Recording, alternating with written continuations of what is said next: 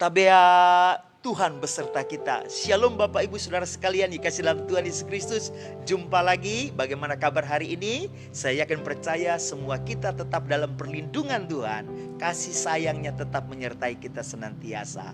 Mari kita belajar firman Tuhan di hari ini. Beberapa waktu yang lalu saya membaca di dalam liputan 6kom Jakarta, Kamis tanggal 9 bulan 4 2020. Direktur Jenderal dari ILO atau Organisasi Buruh Internasional melaporkan bahwa para pekerja dan dunia usaha sedang menghadapi bencana baik di perekonomian maju dan berkembang. Bahkan dia juga menyampaikan bahwa banyak dari mereka berada dalam pekerjaan yang berupah rendah dan berketerampilan rendah, sehingga hilangnya pendapatan secara mendadak dan ini akan menghancurkan kehidupan mereka.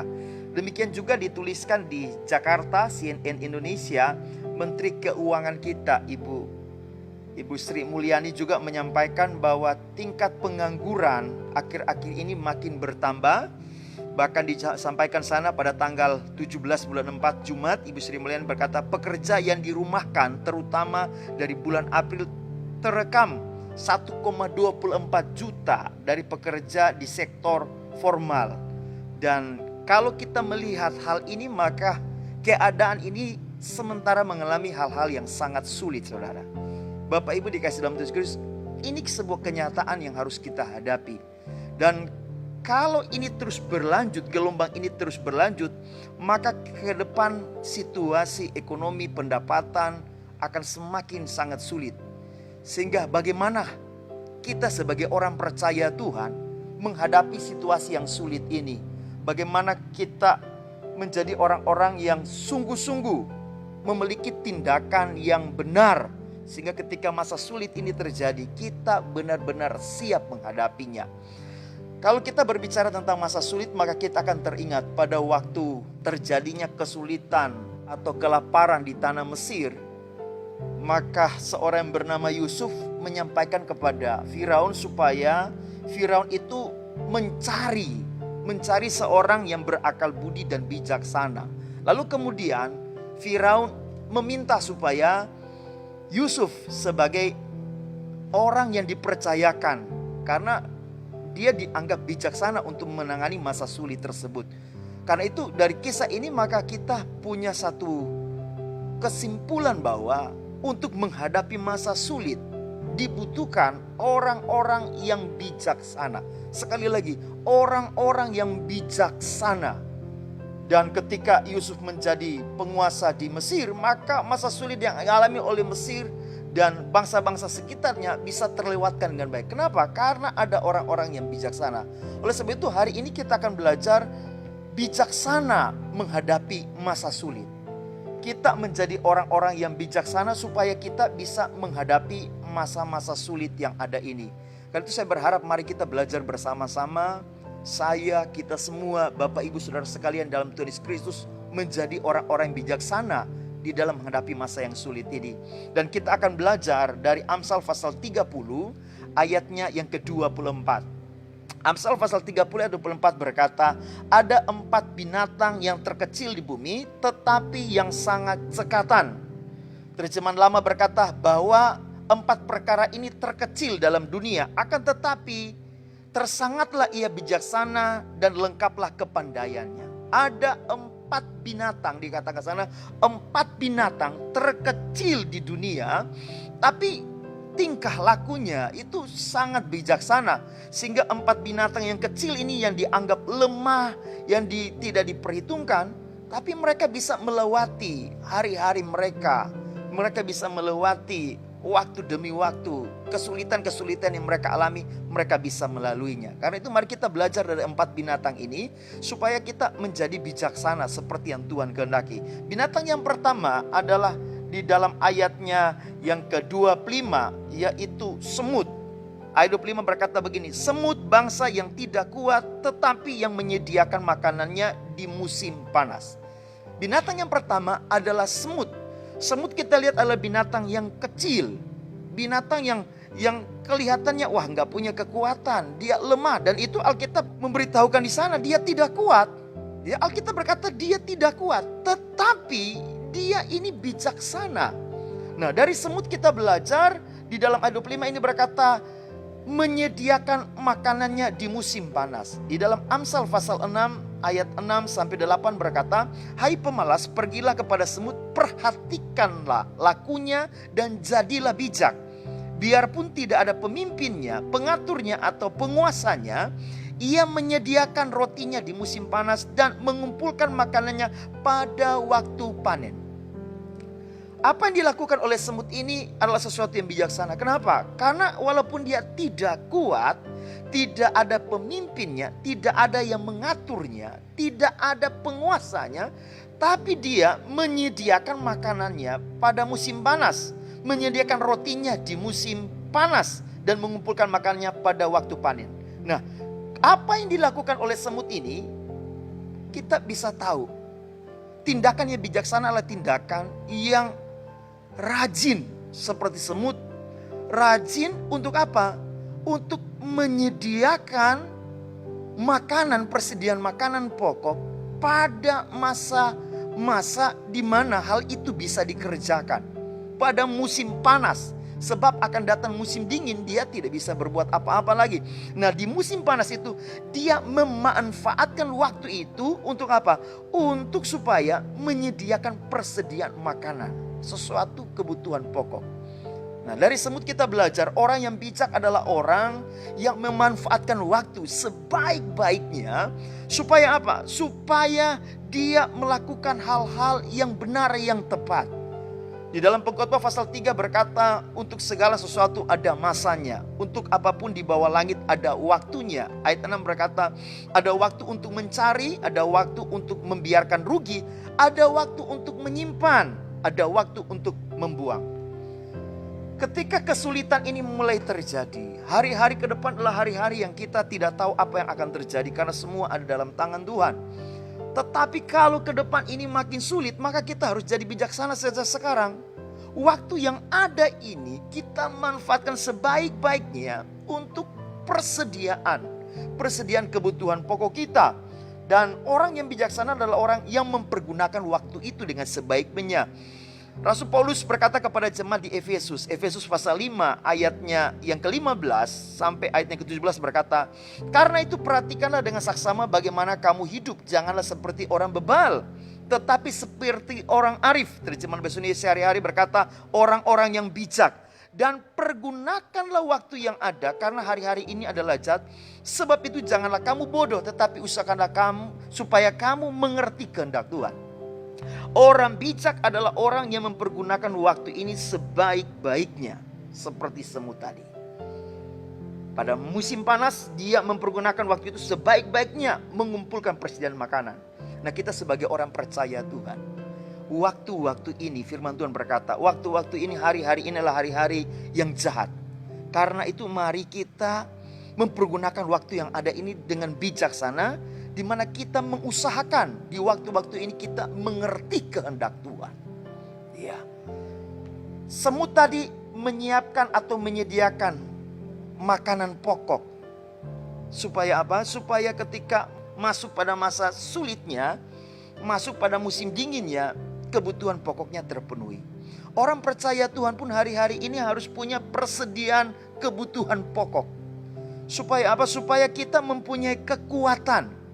Apa yang kita punya, jangan kita habiskan untuk hal-hal yang tidak berguna.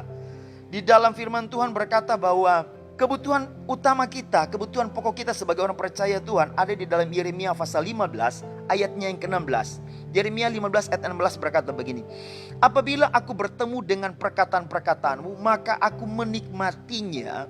Firmanmu itu menjadi kegirangan bagiku dan menjadi kesukaan hatiku. Sebab namamu telah diserukan atasku, ya Tuhan Allah semesta alam. Saya baca dalam terjemahan versi firman Allah yang hidup berkata, firman-Mu lah yang menghidupi hamba dan merupakan makanan bagi jiwa hamba yang lapar. Firman-Mu menghibur hamba dan menyukakan hati hamba. Alangkah bangganya hamba disebut dengan namamu, ya Tuhan Allah semesta alam. Nah, ini makanan bagi kebutuhan rohani kita, kebutuhan pokok rohani kita. Supaya rohani kita ini kuat. Kalau rohani kita tidak diberi makan, kalau kehidupan rohani kita tidak diberi makan, maka ketika waktu terjadi masa sulit, rohani kita akan lemah. Rohani kita kan gak akan kuat. Rohani kita gak akan bisa berbuat apa-apa. Tubuh rohani kita mengalami kelemahan. Tetapi ketika tubuh rohani kita mendapatkan asupan makanannya, maka saya yakin percaya tubuh rohani kita akan menjadi kuat. Jiwa kita akan menjadi kuat. Sehingga di dalam Yeremia pasal 15 tadi, Yeremia berkata apa? Ketika dia bertemu dengan perkataan-perkataan Tuhan, bertemu dengan firman Tuhan. Nah, firman itulah yang merupakan makanan bagi jiwanya. Firman itulah yang menjadi makanan bagi jiwanya. Kalau makanan jasmani menguatkan tubuh jasmani kita, tapi jiwa kita menghadapi masa sulit harus diberikan makanan. Nah, makanannya apa? Firman Tuhan, perkataan Tuhan itu harus menjadi makanan bagi jiwa kita. Karena itu saya berharap Bapak Ibu Saudara yang kasih dalam Tuhan Yesus Kristus, kalau hari-hari ini kita mempersiapkan persediaan makanan di rumah kita untuk tubuh jasmani kita, tapi jiwa kita seringkali mengalami kelemahan, sehingga di masa sulit kita selalu memikirkan hal-hal yang tidak seharusnya kita pikirkan. Kita merasa khawatir, kita merasa takut, jiwa kita lemah. Tapi bagaimana supaya jiwa kita menjadi kuat menghadapi masa-masa sulit ini? Konsumsi, nikmati firman Tuhan sebagai makanan bagi jiwa. Yeremia berkata, ketika dia makan makanan atau menikmati firman Tuhan, maka firman Tuhan itu akan menghibur dia, akan menyukakan dia. Terjemahan King James Version berkata, and I did eat them. Dia makan firman itu, dia menikmati makan itu. Karena itu setiap hari saya berharap Bapak Ibu yang dikasih dalam Tuhan Yesus Kristus, jangan kita sekedar hanya makan makanan jasmani di rumah kita. Jangan hanya kita sekedar mengkonsumsi vitamin. Tapi mari kita makan firman Tuhan. Kita nikmati firman Tuhan. Sehingga dari firman itu kita akan terhibur. Dari firman itu jiwa kita akan dikuatkan. Inilah orang yang bijaksana dalam menghadapi masa sulit ke depan ini. Dia punya persediaan makanan secara rohani supaya jiwanya menjadi kuat. Karena itu, gunakanlah waktu sekarang ini sebijaksana mungkin. Gunakanlah untuk mencari kehendak Tuhan. Gunakanlah waktu-waktu sekarang ini untuk mengkonsumsi banyak firman Tuhan, sehingga jiwa saudara dan saya menjadi kuat. Katakan amin. Yang kedua, binatang yang kedua ada di ayat yang ke-26. Ayat 26 berkata, pelanduk bangsa yang lemah, tetapi yang membuat rumahnya di bukit batu. Sekali lagi, pelanduk bangsa yang lemah, tetapi yang membuat rumahnya di bukit batu. Alkitab berkata, firman Tuhan berkata, pelanduk itu binatang yang lemah. Tetapi kenapa pelanduk itu tetap bisa melangsungkan hidupnya sampai sekarang? Masih ada pelanduk. Ya, padahal dia binatang lemah. Kenapa dia bisa melalui hari-harinya? Alkitab berkata, firman Tuhan berkata, karena dia membuat rumahnya di bukit batu. Sikap bijaksana yang kita belajar dari pelanduk adalah memiliki perlindungan, ya, memiliki perlindungan saat bahaya. Kalau dari semut tadi kita belajar menyediakan makanan, nah dari pelanduk kita belajar supaya kita memiliki perlindungan. Di dalam Mazmur 104 ayat 18 berkata, gunung-gunung tinggi adalah bagi kambing-kambing hutan, bukit-bukit batu adalah tempat perlindungan bagi pelanduk. Ternyata bukit-bukit batu yang Tuhan ciptakan, yang Tuhan buat, itu disediakan untuk pelanduk yang lemah. Sehingga ketika pelanduk binatang yang lemah ini terancam, ada binatang-binatang buas yang akan menerkamnya, ada binatang-binatang buas yang ingin memangsanya, waktu dia berlari masuk, dia masuk ke lubang-lubang batu atau bukit-bukit batu, maka di sana dia mendapat perlindungan. Nah, demikian juga orang yang bijaksana. Di dalam Amsal pasal 22 ayat 3 berkata, kalau orang bijak melihat malapetaka, bersembunyilah ia. Tetapi orang yang tak berpengalaman berjalan terus lalu kena celaka. Terjemahan AIT berkata, orang bijak melihat bahaya dan bersembunyi. Tetapi orang naif melintasinya lalu kena celaka. Kalau saudara dan saya adalah orang bijak, Saat kita melihat ke depan ini ada begitu banyak kesulitan yang akan terjadi. Sesuai dengan data yang tadi sudah saya sampaikan, ada kesulitan-kesulitan yang akan kita alami. Maka hari-hari ini kita harus menjadi bijaksana untuk mulai memiliki tempat perlindungan. Ya, sebab kalau kita naif, kita mengabaikannya, maka waktu ini berjalan terus, saudara dan saya pun akan mengalami yang namanya kecelakaan. Kan itu mari belajar dari pelanduk, mempersiapkan atau memiliki tempat perlindungan. Bukit batu dibuat oleh Tuhan, tersedia bagi pelanduk supaya dia bisa menjadikan itu tempat perlindungan. Nah, demikian juga saudara dan saya, kita sebenarnya punya tempat perlindungan dari bahaya. Kalau kita berlindung ke tempat perlindungan tersebut, saya yakin dan percaya sebagaimana pelanduk bisa dilindungi oleh bukit batu, demikian juga tempat perlindungan kita itu akan melindungi kita. Kita akan terlindungi ketika kita masuk ke tempat perlindungan tersebut. Siapakah tempat perlindungan kita? Mazmur pasal 61 ayatnya yang ketiga sampai ayat 4 berkata, dari ujung bumi aku berseru kepadamu karena hatiku lemah lesuh. Tuntunlah aku ke gunung batu yang terlalu tinggi bagiku. Sungguh engkau telah menjadi tempat perlindunganku, menara yang kuat terhadap musuh. Raja Daud berkata bahwa Tuhan itu gunung batu, tempat perlindungan. Kapan kita bisa berlindung kepada Tuhan? Kalau kita ini menyadari kita ini lemah. Ya. Kalau orang itu nggak menyadari dia lemah, dia nggak akan mencari tempat perlindungan. Tapi kalau orang itu sadar, saya ini lemah, saya butuh tempat perlindungan, maka dia akan mencari tempat perlindungan. Kalau hari-hari ini pun Bapak Ibu masih menganggap Bapak Ibu kuat, Bapak Ibu masih punya kekuatan, mungkin Anda mengandalkan kekuatan Anda mengandalkan apa yang Anda miliki. Kita masih mengandalkan apa yang kita punya, dan kita tidak merasa bahwa kita ini lemah dan butuh perlindungan. Maka saya tidak menjamin kita akan mencari tempat perlindungan yang terbaik. Tapi kalau hari-hari ini saya pastikan Bapak Ibu mulai merasa lemah, lesuh di rumah, mari sama-sama kita cari tempat perlindungan yang luar biasa. Raja Daud berkata ketika hatinya lemah lesuh, dia sadar hatinya lemah lesuh, baru kemudian dia berkata, tuntunlah aku ke gunung batu, karena Tuhan itu menjadi tempat perlindungannya. Terjemahan versi firman Allah yang hidup berkata, karena dimanapun aku berada, walaupun jauh di ujung bumi, aku akan berseru kepadamu meminta pertolongan apabila hatiku lemah dan lesu. Tuntunlah aku ke gunung batu, perlindungan yang kuat dan yang menjulang tinggi. Karena engkau adalah tempat perlindunganku, kata Raja Daud, menara tinggi yang tidak tercapai oleh musuh-musuhku. Tuhan tempat perlindungan kita. Dia gunung batu perlindungan kita. Sebagaimana bukit batu disediakan untuk pelanduk yang lemah, demikian juga Tuhan kita gunung batu untuk kita berlindung kepadanya. Karena itu jemaat yang dikasih Tuhan Yesus Kristus, Bapak Ibu yang Tuhan sayangi, janganlah merasa kuat dengan mengandalkan apa yang kita punya hari-hari ini. Tapi mulai berpikir, hari ini saya harus mulai memiliki perlindungan yang teguh, perlindungan yang hebat, perlindungan yang kuat, yaitu saya berlindung kepada Tuhan. Tanpa kita masuk ke dalam perlindungan itu, kita nggak bisa terlindungi. Sama dengan pelanduk, lubang atau celah bukit batu sudah tersedia. Tapi kalau dia tidak masuk ke sana, nggak mungkin dia terlindungi. Ya, dia sudah lihat ada bukit batu yang bisa melindungi. Kalau dia tidak masuk ke sana, gak bisa terlindungi. Nah, demikian juga kita dengan Tuhan. Kita sudah Tuhan sediakan dia sebagai gunung batu perlindungan kita.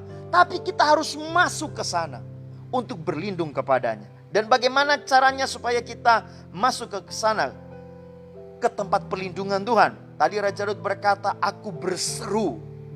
Dengan seruan, dengan doa, kita bisa masuk ke tempat perlindungan Tuhan Allah kita. Dalam Mazmur 31 ayat 3-6 berkata, sendengkanlah telingamu kepadaku, bersegeralah melepaskan aku, jadilah bagiku gunung batu tempat perlindungan, kubu pertahanan untuk menyelamatkan aku. Sebab engkau bukit batu dan pertahananku, dan oleh karena namamu Engkau akan menuntun dan membimbing aku. Engkau akan mengeluarkan aku dari jaring yang dipasang orang terhadap aku, sebab engkaulah tempat perlindunganku. Ke dalam tanganmu lah kuserahkan nyawaku, kata Raja Daud. Engkau membebaskan aku, ya Tuhan Allah yang setia. Ketika kita mau berlindung kepada Tuhan, kita dengan doa kita menyerahkan hidup kita kepada Tuhan. Kita harus menyerahkan, kita berkata kepada Tuhan, Tuhan, ke dalam tanganmu lah kuserahkan nyawaku. Ke dalam tanganmu lah kuserahkan hidupku. Kita berserah kepada Tuhan. Orang yang berlindung kepada Tuhan juga di dalam Mazmur 62 ayat 8-9 di sana berkata, pada Allah ada keselamatanku dan kemuliaanku. Gunung batu kekuatanku, tempat perlindunganku, ialah Allah. Percayalah kepadanya setiap waktu, hai umat. Curahkanlah isi hatimu di hadapannya. Allah ialah tempat perlindungan kita sela.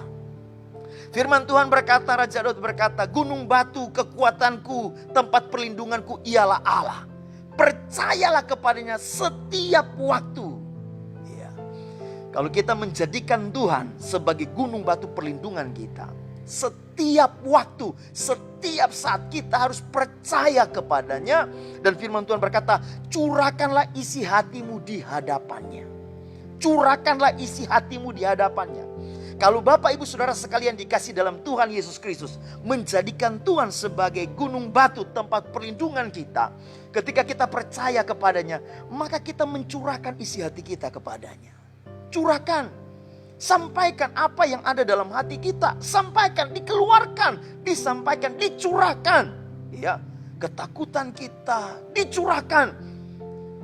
Kecemasan kita dicurahkan. Kekhawatiran kita dicurahkan.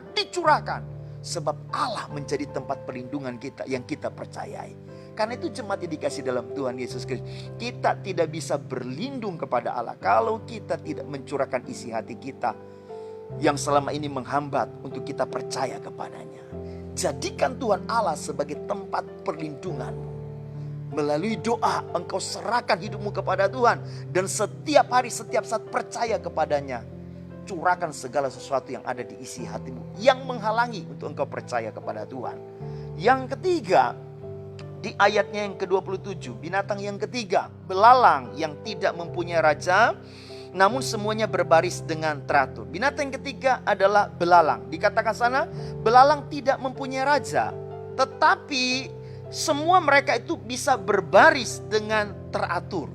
Ya, mereka bisa berbaris dengan teratur. Teratur itu kalau kita baca di dalam Kamus Bahasa Indonesia, maka Kamus Bahasa Indonesia, teratur itu berbicara tentang yang namanya tertib. Ya, makanya kita lihat belalang itu ketika mereka terbang, ya, walaupun mereka itu ratusan bahkan mungkin ribuan jumlahnya, mereka tidak bertabrakan satu dengan lain lalu jatuh. Kenapa? Sebab mereka teratur, mereka tertib. Nah, belalang mengajarkan kita sebagai orang yang bijaksana, kita pun harus belajar hidup teratur, tertib. Walaupun tidak ada rajanya, dikatakan tadi, tidak ada rajanya, tapi mereka bisa tertib. Hal yang sama disampaikan oleh Rasul Paulus kepada jemaat yang ada di Kolose dalam Kolose 2 ayat 5-7. Sebab meskipun aku sendiri tidak ada, kata Rasul Paulus, di antara kamu, tetapi dalam roh aku bersama-sama dengan kamu dan aku melihat dengan sukacita tertib hidupmu dan keteguhan imanmu dalam Kristus. Kamu telah menerima Kristus Yesus Tuhan kita. Karena itu hendaklah hidupmu tetap di dalam Dia. Hendaklah kamu berakar di dalam Dia, dibangun di atas Dia. Hendaklah kamu bertambah teguh dalam iman yang telah diajarkan kepadamu, dan hendaklah hatimu melimpah dengan syukur. Rasul Paulus berkata kepada jemaat di Kolose, aku tidak hadir bersama-sama dengan kalian, tapi dia bisa berkata di dalam rohnya dia ada bersama mereka, dan dia bisa melihat bagaimana jemaat itu tertib hidup mereka. Kalau Bapak Ibu baca di dalam ayatnya dari Kolose pasal 1 ayat yang ke-9 sampai yang ke-12, Bapak Ibu Saudara sekalian akan menemukan Rasul Paulus berdoa kepada Tuhan supaya jemaat di Kolose diberikan hikmat sehingga mereka itu bisa menjalani kehidupannya dengan baik, dengan benar. Karena itu ketika mereka hidup dengan tertib, saya mau berkata itu karena hikmat Tuhan. Hikmat Tuhan yang ada pada mereka sehingga mereka bisa hidup dengan tertib. Dan di surat Kolose ini maka Rasul Paulus menyampaikan kepada mereka bagaimana supaya mereka itu memiliki hikmat dan hidup dengan tertib. Sebab ada begitu banyak pengajaran-pengajaran sesat yang mulai berdatangan kepada jemaat di Kolose, ya.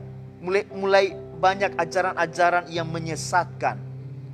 Sehingga Rasul Paulus meminta supaya mereka bisa hidup dengan tertib. Dan mereka hidup dengan tertib. Mungkin hari-hari ini kita pun merasa kita terpisah, ya. Bapak Ibu ada di rumah, kemudian gak bisa ketemu dengan banyak hamba Tuhan. Bahkan mungkin ada yang tidak bisa lagi bercakap-cakap dengan hamba-hamba Tuhan. Dan merasa bahwa aduh, saya gak punya lagi yang namanya pemimpin rohani, saya gak punya lagi yang namanya gembala sidang. Saya mau berkata, belajar dari yang namanya belalang. Walaupun tidak ada rajanya, tidak ada pemimpinnya, tapi mereka tertib hidup. Dan saya sangat berharap Bapak, Ibu, Saudara sekalian yang ada di rumah belajar hidup tertib dalam kerohanian kita. Seperti jemaat di Kolose. Tertib dalam apa? Dalam menjaga iman kita, dalam menjaga hubungan kita dengan Tuhan. Dan orang yang hidup dengan tertib seperti jemaat di Kolose, Rasul Paulus berkata di dalam Kolose pasal 3, damai sejahtera Kristus memerintah dalam hati mereka. Dan di ayat 16 dia berkata, hendaklah perkataan Kristus diam dengan segala kekayaannya di antara kamu. Terjemahan sederhana Indonesia berkata, biarlah ajaran tentang Kristus terus memimpin dan bertumbuh dengan subur di dalam hatimu. Orang yang hidup dengan tertib, ketika orang itu di hatinya dipimpin oleh ajaran Kristus. Sekali lagi, ajaran Kristus yang akan memimpin hatinya untuk hidup dengan tertib. Karena itu jemaat yang dikasih dalam Tuhan Yesus Kristus, Bapak Ibu yang Tuhan sayang, Tuhan berkati. Binatang yang keempat, kita akan belajar dari ayatnya yang ke-28. Ayat 28 berkata, cicak yang dapat kau tangkap dengan tangan, tetapi yang juga ada di istana-istana raja. Binatang yang keempat adalah cicak. Ya, dikatakan sana, cicak yang dapat kau tangkap dengan tangan, tetapi juga ada di istana-istana raja. Di dalam terjemahan lama berkata, juga ia di dalam maligai raja. Ya, tidak sekedar di istana raja, tapi di maligai raja. Maligai itu ruang di istana, tempat kediaman raja, yang dimana di tempat itu juga tempat bagi raja dan bagi putri-putri raja. Jadi ruangan di istana, ada ruangan khusus di istana. Nah, saudara yang kasih dalam Tuhan Yesus Kristus, cicak, saya coba membaca cicak ini. Ternyata cicak ini sangat bermanfaat bagi manusia. Dan salah satu manfaatnya adalah menjaga keseimbangan. Ya, cicak itu menjaga keseimbangan. Di mana cicak itu bisa memburu atau memusnahkan serangga-serangga supaya tidak berlebihan. Dia memburu lalat, dia sebagai predator nyamuk, membasmi laron dan sebagainya. Jadi di mana ada cicak, cicak itu untuk menjaga keseimbangan. Nah, dikatakan sana, cicak yang dapat kau tangkap dengan tangan juga ada di istana-istana. Di tempat lain dia ada, tapi juga di istana dia ada. Ya. Kenapa? Karena fungsinya dia sebagai predator yang bisa menjaga keseimbangan. Karena itu demikian juga ketika kita menjadi orang bijaksana, kita ini harus menjadi orang yang menjaga keseimbangan hidup. Firman Tuhan berkata dalam Amsal pasal 12 ayat 8, setiap orang dipuji seimbang dengan akal budinya, tetapi orang yang serong hatinya akan dihina.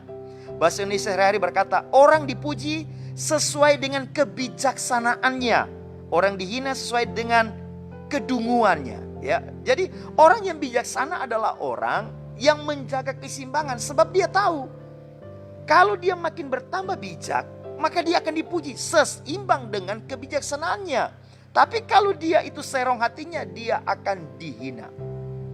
Kalau Bapak Ibu Saudara sekalian dikasih dalam Tuhan Yesus Kristus pernah melihat akrobat yang menyeberang berjalan di atas tali, seutas tali, maka dia akan memegang tongkat. Tongkat itu untuk apa? Untuk menyeimbangkan. Ya, menyeimbangkan sehingga dia bisa berjalan di atas tali tersebut, dia bisa melewatinya. Hal yang sulit, tapi karena ada keseimbangan, maka dia bisa melewatinya. Orang bijak adalah orang yang selalu bisa menjaga keseimbangannya. Sama ketika Bapak Ibu Saudara sekalian, ketika kita berdiri, kalau kita seimbang, tubuh kita seimbang, kita bisa berjalan kemana saja kita mau. Tapi kalau tubuh kita tidak seimbang, maka kita nggak akan bisa berjalan dengan baik. Walaupun itu hal yang mudah, kita nggak akan bisa melewatinya. Apalagi hal yang sulit, ya. Karena itu keseimbangan ini penting sekali. Ada ungkapan selama ini yang sudah sering kita dengar, yang berkata ora et labora, ya. Berdoa dan bekerja. Ora et labora ini ditulis dalam bahasa Latin yang punya arti tadi berdoa dan bekerja. Dan kemudian ini menjadi moto yang dipakai oleh para biarawan pada abad pertengahan berdasarkan regula Benedicti atau Benedictus. Buku instruksi ini ditulis oleh Benedicti atau Benedictus dari Nursia pada abad kelima Masehi. Ora et labora, doa dan bekerja harus seimbang. Kita nggak bisa hanya berdoa tapi tidak bekerja, atau kita jangan hanya cuma bekerja tapi tidak berdoa. Kita harus punya keseimbangan. Cicak tadi dia tidak hanya ada di tempat-tempat lain, tapi dia juga ada di Maligai. Di Maligai istana raja. Kalau kita lihat sama-sama, kata istana ini menggunakan kata Ibrani heikal, ya. Heikal. Nah, kata heikal ini tidak hanya dipakai untuk yang namanya istana raja saja, tetapi kata heikal ini juga itu dipakai untuk kata bait Tuhan. Dalam Mazmur 138 ayat 2 berkata, aku hendak sujud ke arah bait-Mu yang kudus dan memuji nama-Mu oleh karena kasih-Mu dan oleh karena setiamu, sebab Kau buat nama-Mu dan janji-Mu melebihi segala sesuatu. Ayat 3, pada hari aku berseru, Engkau pun menjawab aku. Engkau menambahkan kekuatan dalam jiwaku. Heikal ini juga dipakai untuk kata bait-Mu, heikal. Jadi ketika kita berbicara tentang cicak yang perilakunya dikatakan bijaksana, dia tidak hanya ada di tempat lain, tapi dia juga ada di istana, di heikal. Nah, kalau kita sebagai orang percaya Tuhan, kita tidak hanya ada di tempat-tempat, di rumah saja atau di mana saja, tapi kita harus ada dalam baitnya Tuhan, heikal, baitnya Tuhan. Terjemahan lama berkata, maka sujudlah aku di hadapan maligai kesucianmu. Ingat tadi, istana, ada maligai raja, tempat di mana raja dan putri-putri raja bertemu. Kenapa mereka bisa ada di sana? Karena ada satu ungkapan kasih, saling sayang menyayangi, ada cinta di sana. Nah, demikian juga ketika kita ada dalam maligai kesuciannya Tuhan, kenapa kita ada di sana? Raja Daud berkata, oleh karena kasih-Mu dan oleh karena setiamu. Ya.